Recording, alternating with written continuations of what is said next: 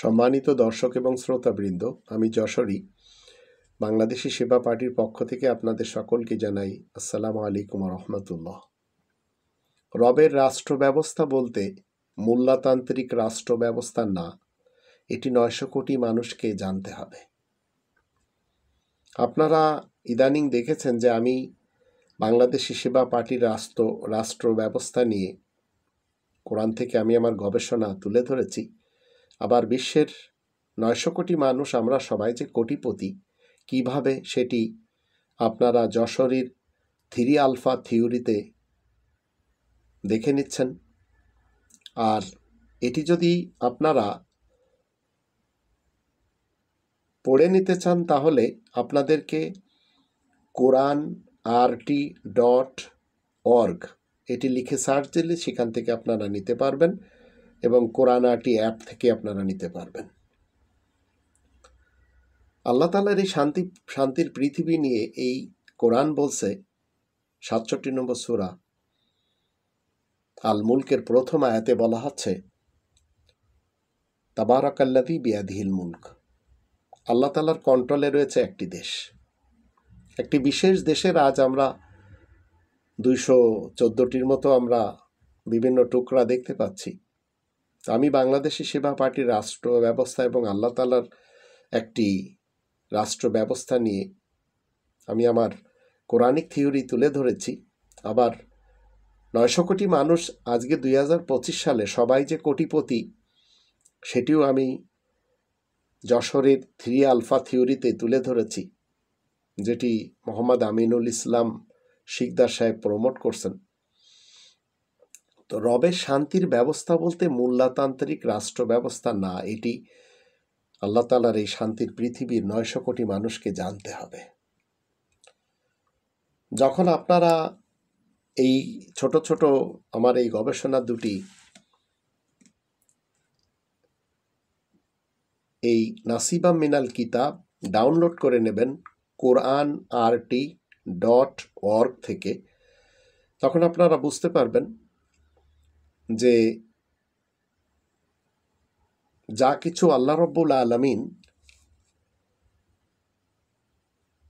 তার এই শান্তির কনস্টিটিউশনে লিখেছেন সেটি কোনোভাবেও আপনি এবং আমি অমান্য করতে পারবো না।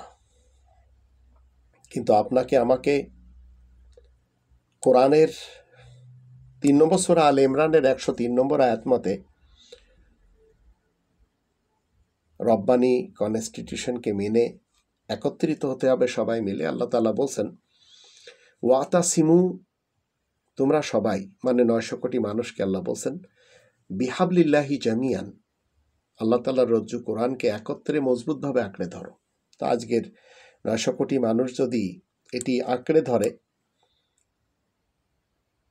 তাহলে তারা আগুন থেকে বেঁচে যাবে, যাতনা থেকে বেঁচে যাবে। তারপরে আল্লাহ বলছেন, ওয়ালা তাফাররাকু, তোমরা 900 কোটি মানুষ ফিরকা, পার্টি, মাসলাক এবং মাযহাবে বিভক্ত হবে না। ওয়াজকুরু নি'মাতাল্লাহি আলাইকুম ইয কুনতুম আ'দাআন ফাআল্লাফা বাইনা কুলুবিকুম ফাআসবাহতুম বিনি'মাতিহি ইখওয়ানা। তোমরা স্মরণ করো আল্লাহ যে নিয়ামত তোমাদেরকে দান করেছেন, যখন একে অন্যের দুশমন ছিলে, কিন্তু আল্লাহ তোমাদের মনে আকর্ষণ সৃষ্টি করেছেন, অতঃপর আল্লাহ তাআলার নিয়ামতের ফলে একে অন্যের ভাই রূপে গণ্য হয়েছ। ওয়াকুনতুম আলা শাফা হুফরাতিম মিনান নার ফাআনকাযাকুম মিনহা কাযালিকা ইউবাইয়িনুল্লাহু লাকুম আয়াতিহি লাআল্লাকুম তাহতাদুন। যখন একে অন্যের দুশমন ছিলে, কিন্তু আল্লাহ তোমাদের মনে আকর্ষণ সৃষ্টি করেছেন, অতঃপর আল্লাহ তাআলার নিয়ামতের ফলে একে অন্যের ভাই রূপে গণ্য হয়েছ, অথচ তোমরা অগ্নিকুণ্ডের কিনারায় দাঁড়িয়েছিলে। তা আল্লাহ তোমাদেরকে তা থেকে বাঁচাতে চান। আল্লাহ এমনই করে বিস্তারিতভাবে নিজের সব আয়াতগুলো তোমাদের জন্য বুঝিয়ে দিচ্ছেন, যেন তোমরা হিদায়াতের পথে এগিয়ে যেতে পারো। তো আমরা আজ 8 নম্বর সূরা আল আনফালের যখন প্রথম আয়াত দেখি, সেই আয়াত থেকে আমরা জানতে পারি যে আমরা সবাই মূলত কোটিপতি। কিভাবে? আল্লাহ তাআলা আমাদেরকে, যেমন আমরা মায়েদের পেটে ছিলাম তখন আমাদেরকে মায়ের নারীর মাধ্যম দিয়ে আমাদেরকে খাবার খাওয়াতেন। যখন দুনিয়াতে এসেছি তখন আমরা মায়ের বুকের দুধ পান করেছি। আবার যখন আমরা 30 মাসের সীমারেখাতে আমরা দুধ ছেড়েছি তখন আমাদেরকে বাবা মা খাবার খাইয়েছেন। যখন আমরা বালেগ হয়েছি তখন আল্লাহ আমাদেরকে বলছেন যে খনিজ সম্পদের অর্থ তোমাদের, এটি যদি আমরা সবাই ভাগ বন্টন করে নিই, আর খনিজ সম্পদ মানেই হচ্ছে রাজ্যের ভাণ্ডার, রাজ্যের রাজস্ব আয় যেখানে রাখা হয়। এছাড়াও খনিজ সম্পদ, সেটি হাওয়াই খনিজ সম্পদ বলেন, স্থলের খনিজ সম্পদ বলেন, জলের খনিজ সম্পদ বলেন, তো এগুলি সব মিলে একটি তহবিলে যে অর্থ রাখা হয় সেটি হচ্ছে জনগণের, প্রত্যেকটি দেশের জনগণের জন্য, যদিও সামান্য কিছু লোকেরা লুটপাট করে খেয়ে শেষ করে দেয়।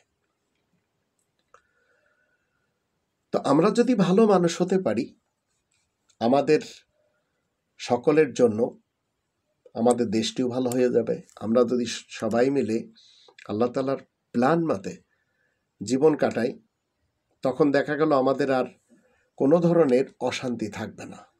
কারণ আল্লাহ রাব্বুল আলামিন প্রত্যেকটি মানুষকে 4টি জিনিস দিতে চেয়েছেন। আর সেই 4টি জিনিস কি কি সেটা যদি আমরা দেখি, তাহলে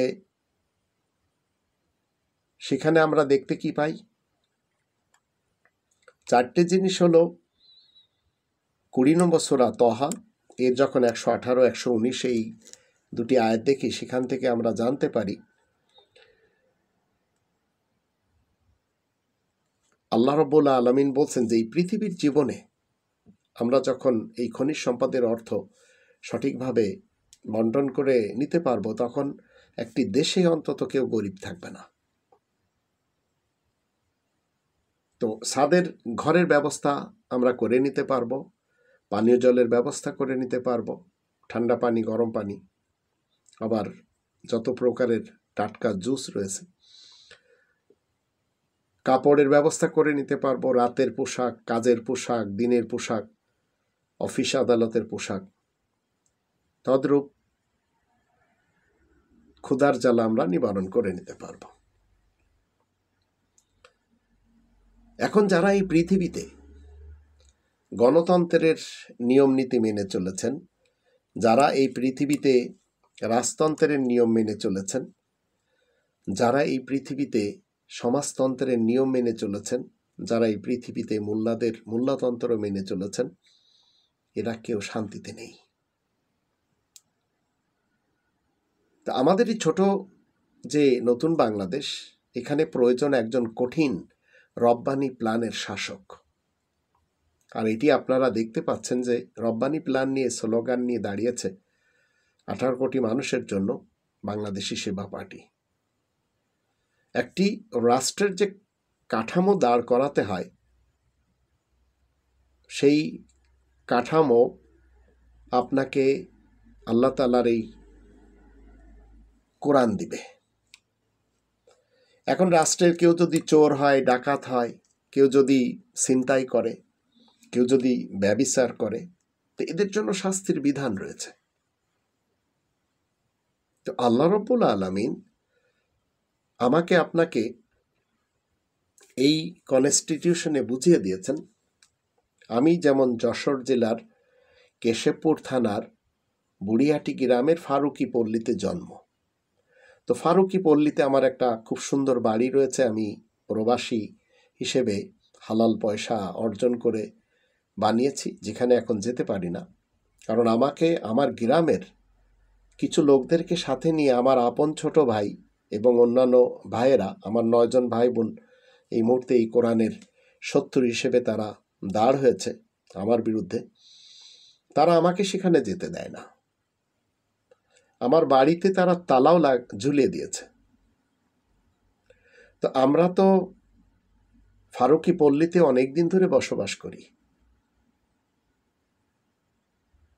আমি সেখানে বসবাস করার কারণে আমি আমার এলাকার পরিবেশ সম্পর্কে জানি, পরিস্থিতি আমার জানা আছে। এখন যদি আপনাকে বলা হয় যে আপনি ওই এলাকাতে আপনি যাবেন না, গেলে আপনাকে ধর্মের নামে মেরে ফেলে দেওয়া হবে। তো যেখানে গেলে আমাকে মেরে ফেলে দেওয়া হবে, যেখানে গেলে আমার সাথে গন্ডগোল বাঁধাবে, আমার সাথে রক্তপাত করার জন্য আমার ছোট ভাই বোনেরা দাঁড়াবে, বড় ভাই বড় বোনেরা, তো তখন আমাকে সেখানে কি করা উচিত? যাওয়া উচিত? তা আমার সীমারেখা টেনে দেওয়া হলো যে আপনি যদি ফারুকি পল্লীতে আসেন, আপনাকে বাঁচতে দেওয়া হবে না। তো আমি সেখানে যাচ্ছি না, আমি সেখানে গেলে বিপদ হবে। কিন্তু অন্য যে কোনো স্থানে আমি যেতে পারি, বেড়াতে পারি, ঘুরতে পারি, তাতে আমার জন্য কোনো অসুবিধা নেই।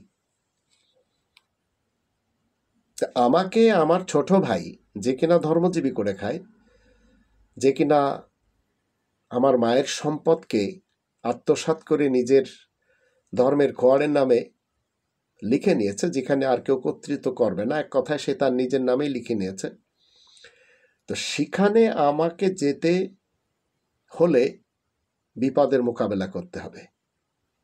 কিন্তু অন্য কোথাও গেলে সমস্যা নেই।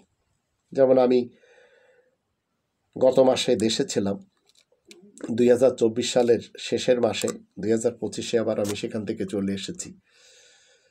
তো সীমারেখাটা আমার কি টেনে দেওয়া হলো যে এই তোমার জন্মের স্থানে গেলে তোমার জন্য সমস্যা, তা আমি সেখানে যাব না। ঠিক একই কায়দায় আল্লাহ রব্বুল আলামিন 900 কোটি মানুষকে আলাদা আলাদাভাবে বুঝিয়ে দিচ্ছেন যে দেখো, এই যে কোরআনের গণ্ডি রয়েছে, এই গণ্ডির ভিতরে থাকলে তোমার কোনো সমস্যা নেই, কিন্তু এই গণ্ডির যদি তুমি বাহিরে যাও, তাহলে তোমার জন্য কিন্তু ইবলিস এবং শয়তান তারা প্রকাশ্য শত্রুতামি করবে, আর সেখানে তুমি পরাধীন হয়ে যাবে।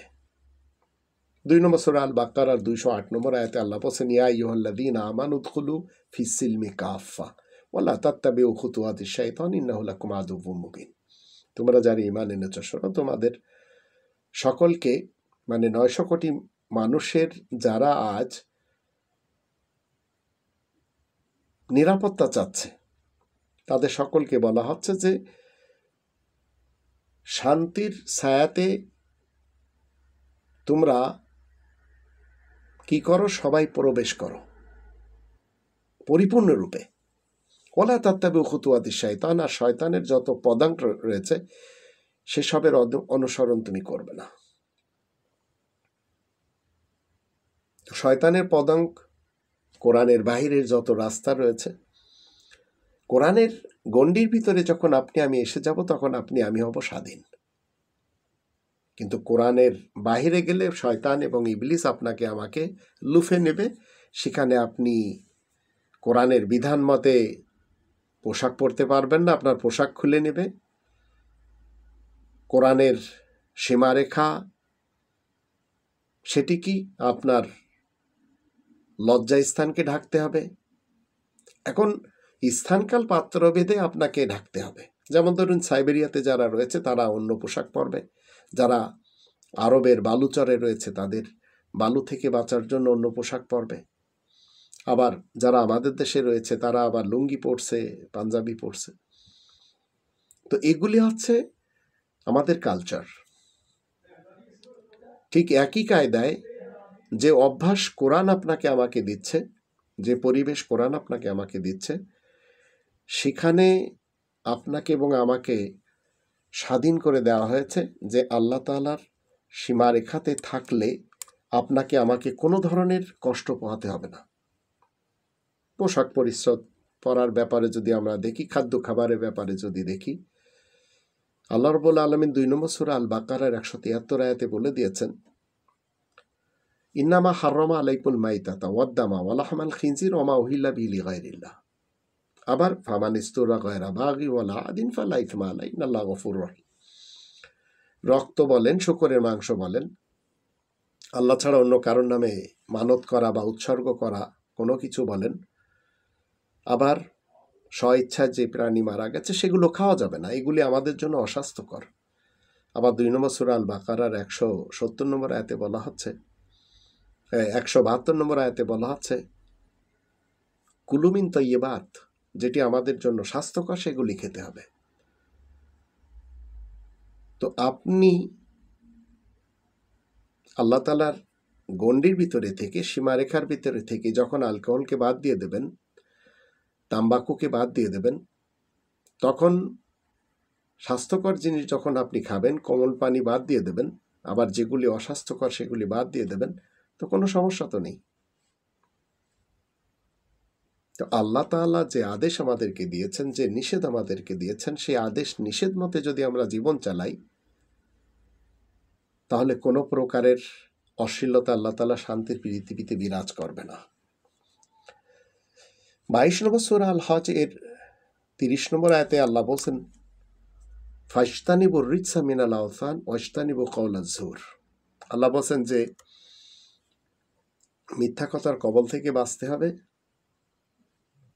আবার প্রতিমা পূজা, ইমেজ পূজা বা অতীতের আকাবির আসলাফ, আবার মিথ্যা নবী দাবিদার, এদের পূজা করা যাবে না। কাদিয়ানি সমাজ যেভাবে করে চলেছে, গোলাম আহমদ কাদিয়ানি পূজাই করে। প্রত্যেকটি ধর্মের লোকদের আমরা একই জিনিস দেখতে পাই। তো আপনাকে খাদ্য খেতে হবে যেটা আপনার পছন্দ হয়, কিন্তু সেটি বৈধ কিনা। আবার আপনাকে এমন পরিবেশ তৈরি করতে হবে যে পরিবেশে আপনি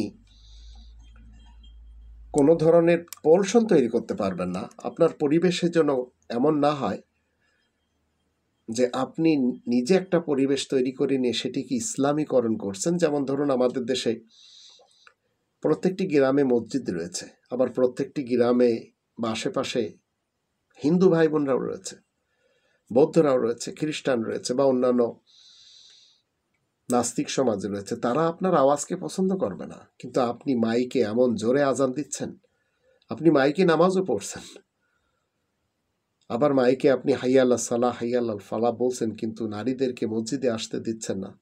তো এটা কি? আপনারা কি মনে করছেন যে আমেরিকা, কানাডা, অস্ট্রেলিয়া, নিউজিল্যান্ড এবং ইউরোপের দেশগুলিতে মানুষ নামাজ পড়ে না? যাদের নামাজ পড়া দরকার তারা পড়ে, যাদের আজান দেওয়া দরকার তারা দেয়, কিন্তু মাইক কেন ব্যবহার করতে হবে? আপনি তো কি করছেন? ধর্মের নামে আমাদের এই ছোট্ট দেশটাকে ধর্মের মাহফিল করে, এই ধর্মের কিছু পুরোত সেজেছে তারা দেশটাকে মানে নরকময় করে দিয়েছে। আর এই ধর্মগুলি কিন্তু দিন ইসলাম না। দিন ইসলামে কোনো 1 ঘন্টা 2 ঘন্টা 3 ঘন্টা ভাষণ দিয়ে লক্ষ টাকা হাতিয়ে নিয়ে যাওয়া এটি নেই। বরঞ্চ এই রব্বানি বিধান 2 নম্বর সূরা আল বাকারার 174 175 আয়াত দুটিতে বলে, যারা এই কোরআনের আয়াতকে তুচ্ছ মূল্যে বিক্রি করে তারা নিজেদের পেটে আগুন খায়, আগুন ভরে। তো আমাদের দেশে আগুনখোর বক্তা হুজুরদের অভাব নেই। আমাদের দেশের মানুষ 1000 বছর পূর্ব থেকে যে আইন কানুন মেনে এসেছে, সেগুলি এখন কোনোভাবেও আপনি মানতে পারবেন? আবার সেইগুলি আমাদের দেশে কিন্তু চর্চা করা হয়। যেমন ধরুন, অনেক সময় আপনারা শুনবেন যে অমুক এলাকার অমুক ব্যক্তি তিনি পানির উপর দিয়ে হেঁটে গেছেন। সম্ভব না এটা। আবার অমুক এলাকার অমুক ব্যক্তি ভিনদেশ থেকে এসে তিনি কুমিরদেরকে কি করেছেন? বশ করেছেন। আবার মানুষকে বশ করে কচ্ছপ বানিয়েছেন। তো এই ধরনের কথা হচ্ছে সেই আগের যুগের রাজা বাদশাদের বানানো কল্পকাহিনী ছাড়া আর কিছু না। রব্বানি বিধান আপনাকে বলে দেবে। যেমন কোরআনে আল্লাহ বলছেন, আমরা যখন 16 নম্বর সূরা নাহালের 8 নম্বর আয়াত পড়ি, ওয়াল খাইলা ওয়াল বিগালা ওয়াল হামিরা লিতারকাবুহা ওয়া জিনা ওয়া ইয়াখলুকু মা লা তা'লামুন। ঘোড়া বলেন, খচ্চর বলেন, গাধা বলেন, এগুলি আল্লাহ বলছেন যে এগুলি শান শওকতের এবং এক স্থান থেকে অন্য স্থানে যাওয়ার। ওয়া ইয়াখলুকু মা লা তা'লামুন, এবং এমন কিছু আল্লাহ নিত্য নতুন বিজ্ঞান প্রযুক্তি গোচরে এনে দিচ্ছেন যা আমরা জানি না। তা আপনি যদি জীবন উপকরণের জন্য সেই আগের যুগের মতো দুটো গরু, আবার জোয়াল, আবার লাঙ্গল নিয়ে চষতে যান, আর এখন যে সব কৃষি যন্ত্রপাতি আবিষ্কার হয়েছে সেগুলি আপনি যদি এই নিত্য নতুন উপাদান আপনি যুক্ত না করেন, তো আপনি সেই মান্দাত্তার আমলে চলে যাচ্ছেন। তো স্থানকাল পাত্রভেদে তো কোরআন সবসময় কথা বলে। কোরআন আপনাকে একটি গণ্ডি দেয়, সেই গণ্ডির মধ্যে আপনাকে সবসময় থাকতে বলে। তাই আল্লাহ বলছেন আল্লাহু ইয়াদউ ইলা দারিস সালাম, আর সেটি হচ্ছে দারিস সালাম, সেটা শান্তির। তো এটি হচ্ছে আল্লাহ তাআলার পক্ষ থেকে সীমারেখা। তা আপনি যদি আল্লাহ তাআলার আইনের সাথে শরিক না করেন, আল্লাহ তাআলার হুকুমের সাথে শরিক না করেন, আল্লাহ তাআলার নামের সাথে শরিক না করেন, স্থানকাল পাত্র হিসেবে আপনি আল্লাহ তাআলা দেয়া যে স্বাধীনতা, সেই স্বাধীনতা মতে আপনি চলেন, তাতে কোরআন আপনাকে কখনো বাধা দিবে না। এখন ছতর ঢাকার পোশাক হিসেবে প্যান্ট শার্ট পরেন, টাইকোট পরেন, কোনো সমস্যা নেই। আবার স্থানকাল পাত্রভেদে আমি যেমন উনের পোশাক পরেছি, আপনারা পরেন। জার্মানিতে এই মুহূর্তে খুব বেশি শীত। তো আল্লাহ তাআলার সীমারেখা অতিক্রম করা যাবে না। আল্লাহ তাআলার দেওয়া যে সিস্টেম, সেটি ডেভেলপ করতে হবে স্থানকাল পাত্রভেদে। এখন যদি আপনি মনে করেন যে না, আমাদের আকাবিররা অতীতকাল থেকে যা কিছু লিখে গেছেন, যা কিছু বলে গেছেন, সেগুলি আমরা আমাদের ধর্মের খোয়ার মাদ্রাসাতে পড়াবো, তো সেগুলো পড়াতে যে আপনারা কি করছেন? বলৎকার করা কোনোভাবে কি বৈধ? এ বলৎকারের আমাদের দেশে কখনো শাস্তি হয়েছে শুনেছেন? রাষ্ট্রীয় পর্যায়েও হয়নি। যার জন্য দরকার রাষ্ট্র কাঠামো এমনদের হাতে যাবে যারা রব্বানি সিস্টেম জানে। এখন আমাদের দেশে কেউ বলছেন কোরআনের সাথে রাজনীতির কোনো সম্পর্ক নেই, আবার আমরা শরিয়া আইনে বিশ্বাসী না। এই ধরনের কথা বলতে পারে, কারণ স্বাধীন সে বলার ব্যাপারে। তাই বলে আপনি কি রক্তপাতের সাথে জড়িয়ে যাবেন? আপনি অন্যায়, অবিচার এবং আপনি গুম, খুন, হত্যার সাথে জড়িয়ে পড়বেন? তা আমাদের দেশে কিন্তু একের পর এক আমরা দেখেই চলেছি, কখনো গ্রেনেডের হামলা হচ্ছে, কখনো পিলখানার ঘটনা ঘটানো হচ্ছে, কখনো শ্যাপলা চত্বর, কখনো হলি আর্টিজেন, কখনো ৬৩টি জেলাতে বোমা বিস্ফোরণ হচ্ছে। এগুলি অনেক আমাদেরকে দেখানো হয়েছে, মানুষ মরেছে। ইসলাম মানে শান্তি। যে ইসলামকে মানে তাকে মুসলিম বলা হয়। মুসলিম মানে যে নিজে শান্তিতে থেকে অন্যকে শান্তি দেয়। এখন যদি আপনি একজন মানুষকে বলেন অমুক হচ্ছেন ইসলামিক স্কলার বা ইসলামিক মুফতি বা ইসলামিক মুহাদ্দিস, তিনি যেটি ফতোয়া দিবেন সেটি মানতে হবে, তাহলে আমাদের দেশে মনে করেন ডক্টর আল্লামা ইনায়েতুল্লাহ আব্বাসী জৌনপুরী, ইনি যাকে তাকে কাফের বলেন, কখনো মিজানুর রহমান আজহারিকে, কখনো আব্দুর রাজ্জাক বিন ইউসুফকে। তো মিজানুর রহমান আজহারির মতবাদ থেকে আমরা বুঝতে পারি উনি জামাত শিবির ঘেঁষা। আবার আব্দুর রাজ্জাক বিন ইউসুফ সাহেব তিনি সালাফি মুসলমান। আবার সাদ গ্রুপ এবং জুবায়ের গ্রুপকে আমরা দেখতে পাই তারা একে অপরের সাথে রক্তক্ষয় যুদ্ধ করে দিচ্ছে। দেশ যদি রব্বানি প্ল্যান মতে চলে তাহলে এগুলি হবে না। তো এগুলি করছে কারা? যারা ৩ নম্বর সূরা আল ইমরানের ১৩৯ আয়াতে আল্লাহ বলেন ওয়ালা তাহিনু ওয়ালা তাহজানু ওয়া আনতুমুল আ'লাউন ইন কুনতুম মুমিনিন। তোমরা হতাশ হবে না, নৈরাশ হবে না, চিন্তাগ্রস্ত হবে না, তোমরাই জয়লাভ করবে যদি তোমরা মুমিন হতে পারো। তো মুমিন যদি আপনি না হতে পারেন তাহলে আপনার হতাশায় জীবন কাটাতে হবে। সেটি আমরা আমাদের দেশে চরমনায়ের হুজুরদেরকে দেখতে পাই, তারা জাহাজ ভরে মানুষকে জান্নাতে নিয়ে যাওয়ার ওয়াদা করে চলেছেন। জামাত শিবিরের কথাও যখন আমরা শুনি, তারাও খুলনাতে অনেক ভালোই ছিলেন, কিন্তু ছাত্র দল আর ছাত্র শিবিরের যে যুদ্ধ আমরা দেখলাম, সেটি খুলনাবাসী এখন আতঙ্কে। এটা কি হয়ে গেল? ২ নম্বর সূরা আল বাকারার 56 আয়াতে আল্লাহ বলছেন লা ইকরাহা ফিদ্দিন, দিন ইসলামের ব্যাপারে কোনো বল প্রয়োগ নেই। শফিক সাহেব বলছেন, জামাত ইসলামের প্রধান, যে রমজানে হোটেল টোটেল সব বন্ধ করে দিতে হবে, এই ব্যাপারে সোচ্চার হতে হবে। কেন আপনি বল প্রয়োগ কেন করছেন? আল্লাহ তো বলছেন 18 নম্বর সূরা আল কাহফের 29 নম্বর আয়াতে, অকুলিল হাক্কু মির রব্বিকুম ফামান শাআ ফালিউমিন ওয়া মান শাআ ফালিয়াকফুর। মহাসত্য তোমাদের রবের পক্ষ থেকে এসেছে, যার ইচ্ছা সে মানবে, যার ইচ্ছা সে অমান্য করবে। 2 নম্বর সূরা আল বাকারার 183 184 আয়াত দুটি যখন আমরা পড়ি, আবার 185 যখন পড়ি, 187 যখন পড়ি, তখন আমরা দেখতে পাই রমাজানের এই 29 অথবা 30টি সিয়াম সকলের জন্য না। যারা চিররোগী তাদের ব্যবস্থা ভিন্ন, আবার যেসব স্থানে 6 মাস দিন 6 মাস রাত সেখানে রোজা নেই, আবার যারা সফরে রয়েছে পরবর্তীতে তারা পুরা করবে, আবার যারা অসুস্থ রয়েছে তারা পরবর্তীতে পুরা করবে। এগুলি সব আল্লাহ তাআলার বিধানে রয়েছে। তা আপনি সেহরির জন্য মানুষকে মাইকিং করছেন, ইফতারের জন্য মাইকিং করছেন, ইফতারের আবার সময়সীমা বেঁধে দেওয়া হয়েছে। মসজিদুল হারাম 3 নম্বর সূরা আল ইমরানের 96 আয়াত মতে জাহানবাসীদেরকে গাইড করে, সেখানে মগরিবের আজানে কি বলে ইফতার করা হচ্ছে। আমাদের দেশে আবার কিছু নতুন গবেষক রয়েছে যেগুলি মীমাংসিত, সেগুলি নিয়ে তারা গবেষণা করে।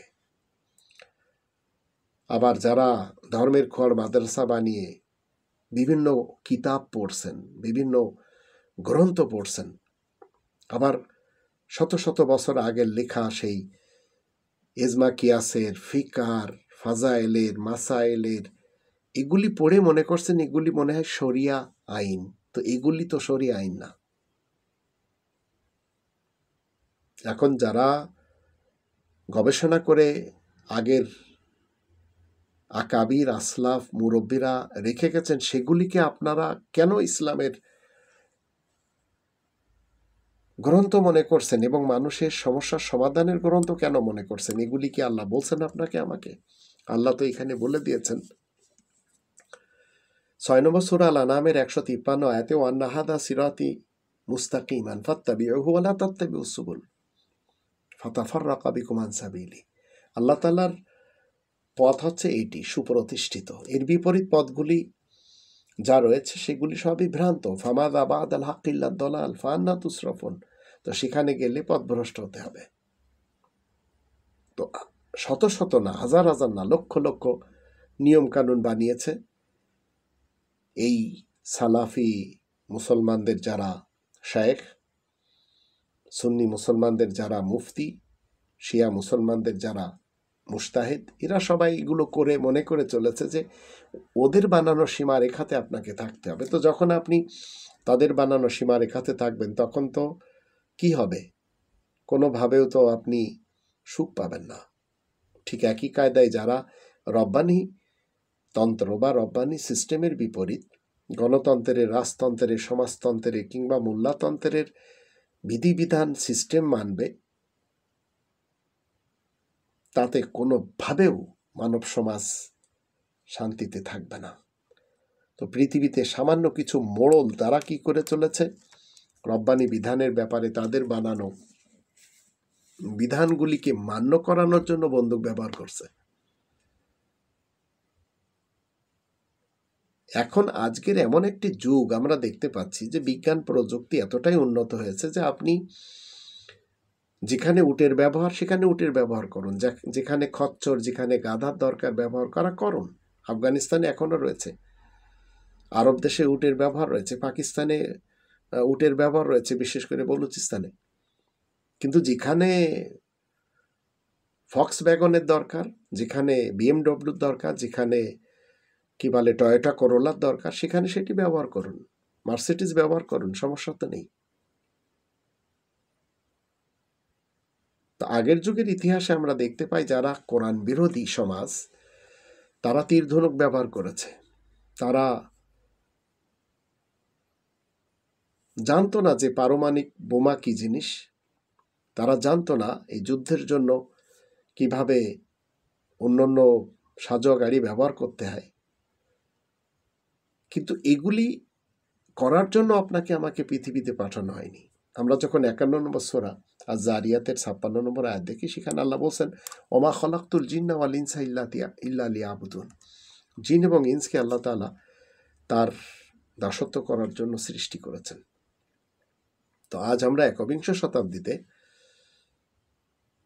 দাঁড়িয়ে যদি মনে করি 1400 বছরের সেই রেওয়ায়াত মানতে হবে, সেই হাদিস মানতে হবে, যে হাদিসে শিক্ষা দেওয়া হচ্ছে 6 বছরের কোনো কন্যা শিশুকে বিয়ে করার ব্যাপার, যেখানে শিক্ষা দেওয়া হচ্ছে উটের মূত্র পান করতে হবে, আবার ব্রাহ্মণদের শেখানো গোমূত্র বা গায়ের গোবর খেতে হবে, পান করতে হবে।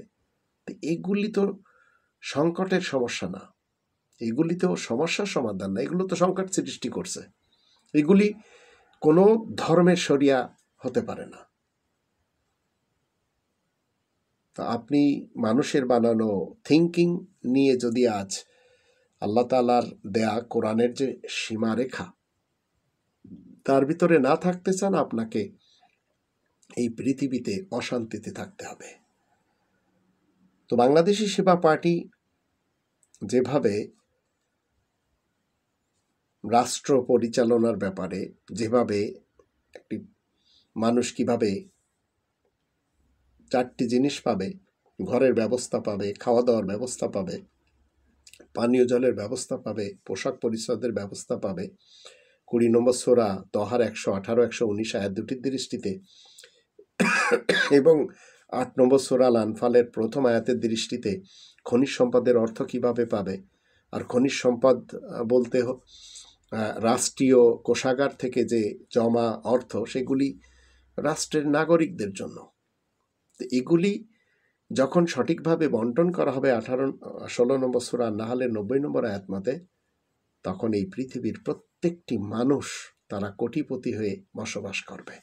আর এটি আল্লাহ তাআলার দেয়া সীমারেখা, এর বাহিরে আপনি আমি যেতে পারবো না।